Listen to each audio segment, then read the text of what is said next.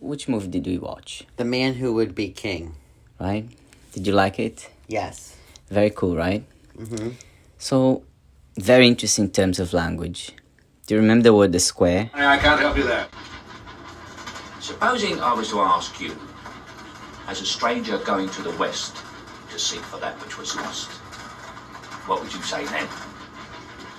I should answer, where do you come from?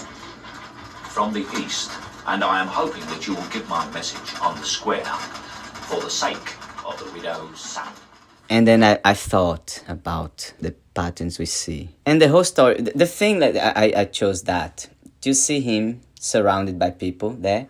Do you remember the end of the movie? The two are surrounded by... surrounded. Yes.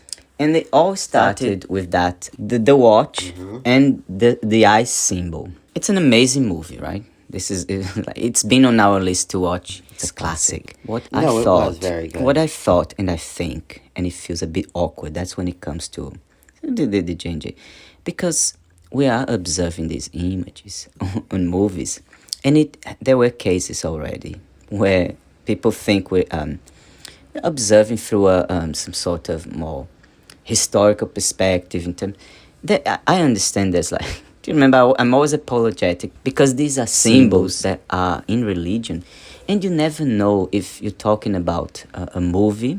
And when we see that there's especially in my case, there's a language level, to me it's like finding a golden mine. Sometimes I struggle with English sometimes for whatever reason. To me, finding a golden mine where you see that kind of use of language, it's like but sometimes you think, am I treading on because there's always concepts of art and symbology there and people's beliefs. We always try to be very apologetic, right, in terms of not to hurt anyone, especially or you know how, anybody, right. Exactly, you know how I am.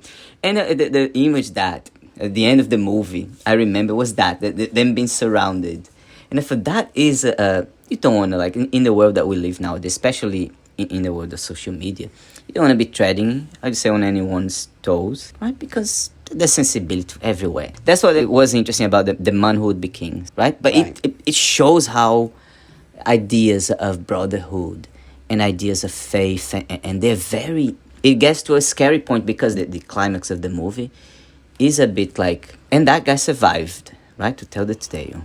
Thank you. Thank you. Thank you. Still on the vacay mode, right? Yes.